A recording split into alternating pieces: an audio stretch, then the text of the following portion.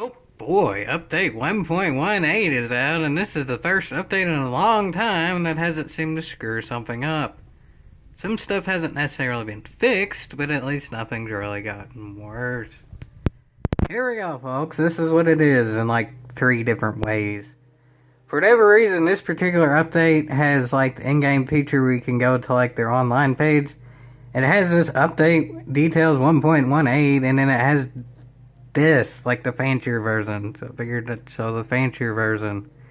It's still the same thing, just this has pictures. So anyway, here we go. Yay, there's a Group 3 Supra. Cool, whatever. I have a lot of Group 3 cars. Probably never gonna drive that, but other people are, so okay, cool. This is more of what I'm gonna do, because I generally do these once. The GT League events. There's an Alpine one now with different tracks. That's cool. There's a Group B Rally event. That's cool, but I'm surprised it took that long for that to be in there. I mean, I get the Alpine thing, given that that was later content, but there's always been Group B cars in the game. Whatever. The track selection is kind of weird, honestly. I mean, obviously, the first one makes sense because it's a dirt track. I could see Willow sort of kind of because that's like on sand and stuff, even though you don't go in that. The final one, I mean, I really like that track and I'm really good at it, but it's Tokyo Expressway Central Outer Loop, the like one that I saw in a whole heck of a heap of videos because that's what I'm good at. I don't really know why they picked that for Group B cars, but whatever. I like that track. But anyway, next event is the Vision Gran Turismo event. Some of the ones that have already had videos, those are cool. You can race any of the fast Vision Gran Turismos in there. There's a lower tier Vision Gran Turismo event that's already been out, and then there's this one, and depending on which one you do, they're selected to certain cars, which is a good thing and a bad thing, depending on how you look at regulations and stuff. But nonetheless, now there's an event where you can drive all of the cars, just separated into 2, but whatever, better than what I had before. If you wanted to sweep through this, use Tomahawk X, as I already showed. And then the Supra, yay, super great, blah blah blah. I've done super puns before. Nothing really special. This is, in my opinion, the best part of the update is the Dragon Trail Guardians track. Again, the name isn't quite as dramatic, so it's not really worth overemphasizing it, but it does look pretty. It's a new-ish track, so it's good. It's a new layout of an old track, and it feels new. That's fair enough. It's kind of weird the way they did it, but the way they did it is different than Seaside, so whatever. Again, probably not the best track they could add, but it is something that is a positive. It's not the best, but it is a positive, so whatever. And there's already been videos on that too on the channel if you want to look at that. And there's even a video of this too, the Hawaiian scapes. That's cool. I don't really use scapes all that much, but I mean Hawaii, you can't really go wrong there. Nice vacation spot. Okay, cool. More in-depth video on that on my channel that says the scapes and their own views or whatever, not like condensed like this has it. And then this, I'm not fully sure what it is. Apparently, I mean, here's this. Y'all can read it too, now that my camera is actually good enough where you can actually read stuff on it. Yay, new phone is cool. But anyway, I mean, yeah. Pretty much that means that you can use cars from the showroom and, like, pictures in the showroom. I mean, I guess that's supposed to be, like, you can put your livery car next to the stock version and, like, compare the two. But I'm not 100% sure, like, the uses of this. I'll look into that more later. I'm not really sure.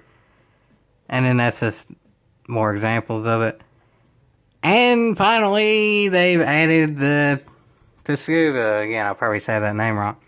Circuit experience. This is one of the things I don't understand about the updates in general, is why when we get a new track, why they just don't already have the circuit experience ready. I don't know if that's like a planned thing just to flesh out the life of an individual track, or if it's just once they get the track physically finished is when they put it out and they don't worry about the circuit experience right offhand. Whatever, it's here, cool, I've already did it. Pretty easy one, easy car to drive, not too bad. And then that's like the main bits of the actual updating itself. New things being added. And this is the stuff that's been changed. It's not really an addition or subtraction, it just looks different. To start off, y'all probably heard about this one. This kind of got leaked even before the update was really out. Is now, for whatever reason, for anyone who is S-Class driver rating, you're now a plus class driver rating. I mean, I guess just saying A plus class in general kind of makes sense because classes are done A to F usually in like school or whatever class you really go to. And if it ain't a school, even if it's like a trade or whatever, that's generally how ratings are done. But I feel like if they were going to do it that way, they should have just gone ahead and done both. It kind of looks weird when it's not both. It makes you think it's a different rating or something. And not by literal different rating. I get sportsmanship and driver rating are different things. But I mean, I feel like A plus means I'm doing better or worse than an S. It doesn't feel like it's the same thing, even though really it is. So I'd rather them either go full one way or full other. But again, it's not really anything better or worse. It's just kind of it looks different. And finally, this is probably the change that'll be most noticeable day by day, because your sportsmanship driver rating goes up and down, but this is apparently going to stay consistent. That's how they're doing the online daily races now. For whatever reason, with this particular screen, instead of showing the 3 tracks as pictures, it changes the pictures around. In my opinion, this feels kind of lazy. I feel like this is just, they didn't feel like putting all 3 of the pictures out at once, so they just have them changing. The old way is better in that sense, but everything else about this, I think I do like the look better. This bit is the same as far as I can tell, but the next bit is completely different. Y'all saw the old way, this is the new way. It's kind of not really as much to describe because it has all the same features, it just looks different. I guess probably the best way, if I attempted to describe it, would be just designed in a way in which is smoother to operate. Because I felt like the old way, there was a lot of like blank screen and like some icons that didn't need to be big were big, and this is just all spread out in a way in which makes everything flow better, if that makes sense. It's easier just looking at it than explaining it, as I said. But, I mean, that's nice. It has the same information as y'all can see here, but it does look different. And the final minor thing is they also changed the cups, manufacturer and Nathan's cup, a little bit. Again, same information, just it looks different. This one's okay, but I still feel like they're missing a big opportunity with these races. As far as I can tell, unless it says it like down here in the scrolly bit, which I generally don't read because it scrolls, it doesn't always stay the same thing. It never gives an exact top 24 superstars stipulations per week. It has, like, your top 3 races go into points and all that, but given that they now have a different top 24 superstars section, which I'm not really going to make a comment about because, I mean, it depends on the person if they like that or not. It depends on what they're good at. So I'm just going to leave that one alone. But nonetheless, it doesn't actually show what it is. I feel like they could easily put that. I mean, look at all this open space here. They could put something there. I know the top 24 superstars race only affects 72 people in the world.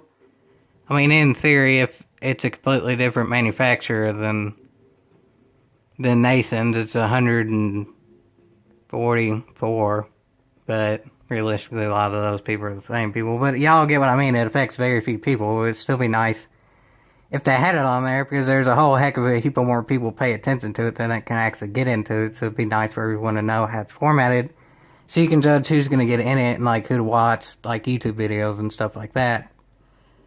But anyway, the final thing, I can't actually show right now because I'm not doing it, and I haven't participated in something in which I can show it. But apparently, now in any of the online races, as far as I can tell, it's daily race, cups, and the open lobby. I guess if the setting's on for open lobby. Anything that involves penalties, if any of the other drivers get a penalty, it shows them as having a penalty. And that's it. It just shows them as having a penalty, like it just says penalty under their name. Again, I feel like it's a missed opportunity. It is a step in the right direction, but I feel like they may as well, because they're showing who has a penalty, they might as well show what the penalty is.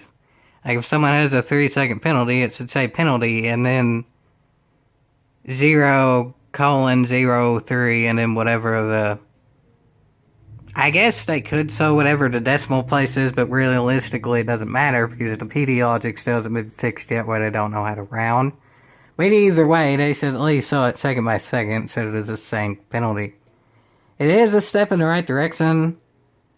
As I said, there's really only positives to this if you look at what they added because they didn't really subtract anything, but I feel like they could have subtracted some bad stuff there too, okay? Penalty system. Everyone's complaining about the penalty system still.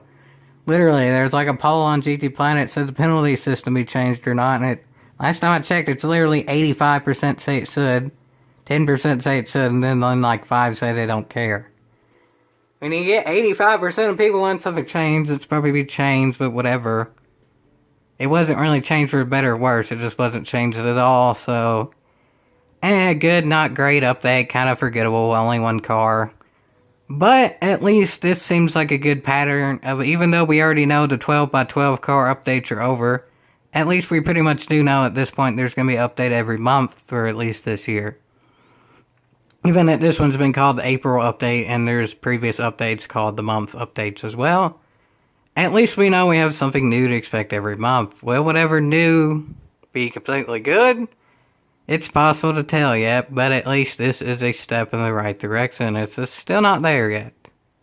But it is slowly getting there. Yeehaw? Yeah, sure, it's something. Something super good? Not quite yet, but the puns are getting super annoying. I don't think we're getting any more Supras though, so those puns will stop. And that is super very much really in Supra Sewer word for yeehaw.